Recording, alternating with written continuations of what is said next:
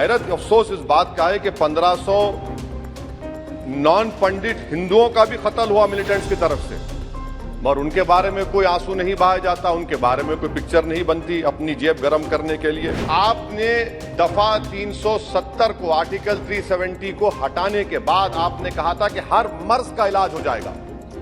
मर्ज का इलाज नहीं हुआ, मर्ज बढ़ गया। जो मर्ज नहीं था पहले वो मर्ज बढ़ चुका है। शायर ने कहा कि आज वो कश्मीर है महकूम व मजबूर व फकीर, कल जिसे अहले नजर कहते थे ईरान सगीर, सिनाए अफलाक से उठी है आह सोजनाक, मर्द हक होता है जब मरूब सुल्तान व अमीर। कह रहा है दास्तान बयादारी आयाम की, कोह के दामन में वो गम खाने दे खाने पीर। और किसी और जगह पर एक शायर ने अच्छा कहा कि घात में सयाद पहलू में है खटकता तीर का, एक पहलू ये भी है कश्मीर की तस्वीर का।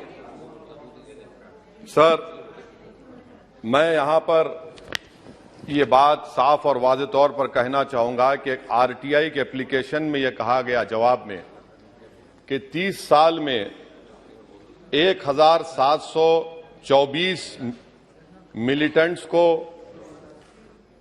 हुकूमत और फौज ने, पुलिस ने उनको मारा, मिलिटेंट्स को, या उनकी मौत हुई, जिसमें से सिर्फ 89 कश्मीरी पंडित का कत्ल हुआ।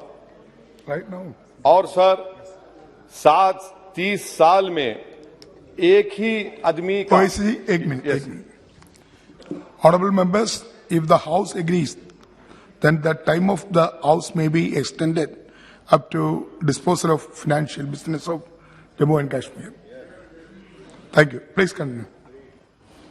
और सर, हैरत की बात यह है कि कश्मीरी पंडित के ताल्लुक से बड़े गम और आंसू बहाए जाते हैं, मगर 30 साल में एक ही आदमी को कोर्ट ने उसको सजा दी, और विटनेस कौन था? कश्मीरी मुसलमान हरदनाथ वंचू के कत्ल के केस में। मैं सरकार से मुतालबा करता हूं कि एक आजादना कमीशन को फौरन बनाया जाए ताकि सच्चाई और हकीकत सामने आ जाए, दूध का दूध और पानी का पानी हो जाए। और हैरत अफसोस इस बात का है कि 1500 नॉन पंडित हिंदुओं का भी कत्ल हुआ मिलिटेंट्स की तरफ से, मगर उनके बारे में कोई आंसू नहीं बहाया जाता, उनके बारे में कोई पिक्चर नहीं बनती अपनी जेब गर्म करने के लिए। सर, दूसरी बात यह है कि जो बात यहां पर सरकार की तरफ से कही गई कि जो डिलिमिटेशन हुआ, असेंबली और पार्लिमानी हलकों की जो हदबंदी की गई, वो बड़ा ही साफ सुथरे तरीके से किया गया। कितना साफ सुथरा था देखिए सर, अनंतनाग को उन्होंने मिला दिया पूंछ और राजौरी से।